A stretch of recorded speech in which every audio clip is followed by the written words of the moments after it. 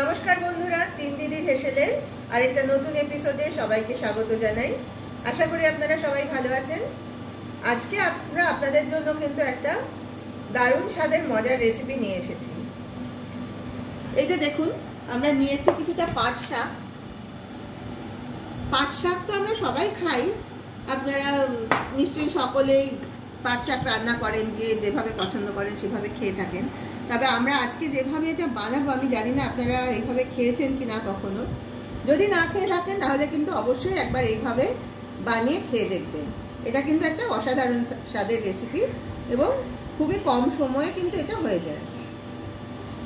আমরা পাট শাকগুলো আগেই বেছে ভালো করে ধুয়ে রেখেছি।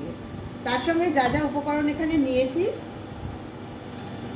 এখানে একটু কাঁচা লঙ্কা কুচিয়ে নিয়েছি, আছে নুন, সামান্য চিনি, হলুদ গুঁড়ো, আর দেখুন নিয়ে নিয়েছি কিছুটা পোস্ত, আর আছে বেসন। এই উপকরণে কিন্তু আমরা আমাদের আজকে রান্নাটা করব। আজ আমরা যেটা বানাবো সেটা হচ্ছে পাট শাকের পোস্ত করা। তাহলে চলুন শুরু করা যাক। প্রথমেই যেটা করতে হবে, এই পাট শাকগুলো আমরা ভালো করে কুচিয়ে নেব।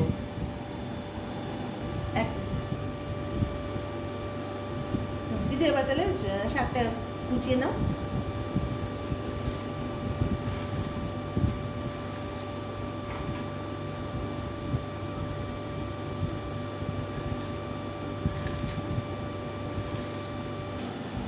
এই যে দিদি পাট শাকটা সুন্দরভাবে কুচিয়ে দিয়েছে।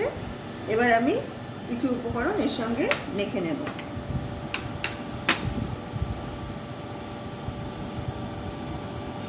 প্রথমে দিলাম নুন,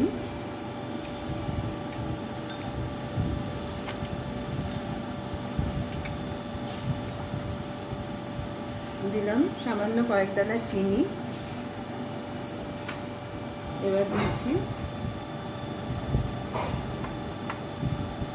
একটু হলুদ, আর এই যে কাঁচা লঙ্কা কুচিয়ে রেখেছিলাম সেগুলো দিয়ে দিলাম। এবার এগুলো সব শাকের সাথে মিশিয়ে নিচ্ছি।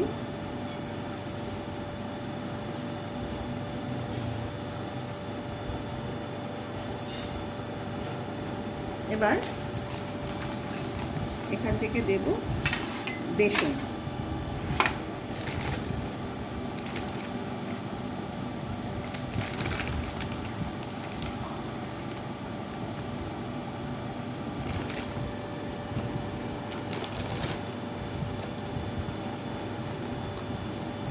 বেসনটা একটু আন্দাজ মতো দিতে হবে।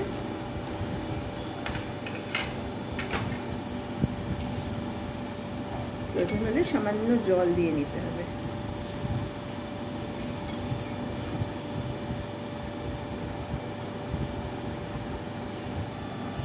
খুব সামান্য জল দিচ্ছি।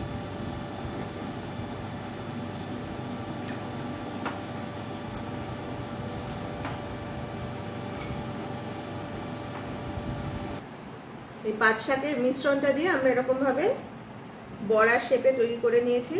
এবার এই বড়াগুলোকে আমরা এই পোস্ত দিয়ে কোট করে তারপর ভাজবো। এইভাবে বড়াগুলো পোস্ত দিয়ে কোট করে নিচ্ছি, তারপরে ভাজা হবে।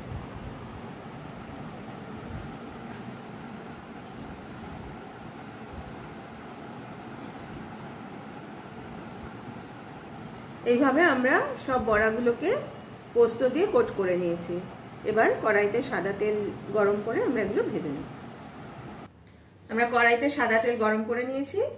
এবার একটা একটা করে এই বড়া কড়াইতে দিয়ে বড়াগুলো ভেজে নেব। কম আঁচে দিয়ে বড়াগুলো ভাজতে হবে, যাতে ভেতরটা কাঁচা না থেকে যায়।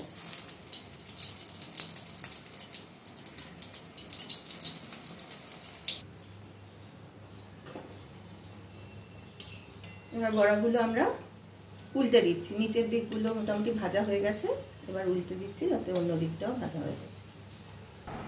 এই যে দেখুন চলে এসেছে আমাদের আজকের রেসিপি পাট শাকের পোস্ত বড়া। এখানে একটা কথা বলে রাখি, আপনারা যদি এই বড়াটা কখনো বাড়িতে বানান, আপনারা কিন্তু এই কোটিংয়ে পোস্তর বদলে সুজি বা সাদা তিলও ব্যবহার করতে পারেন। সেক্ষেত্রেও কিন্তু খেতে খুবই ভালো হবে। আর সবাইকে অনুরোধ করব এইভাবে একবার অন্তত আপনারা পাট শাকের বড়াটা খেয়ে দেখবেন।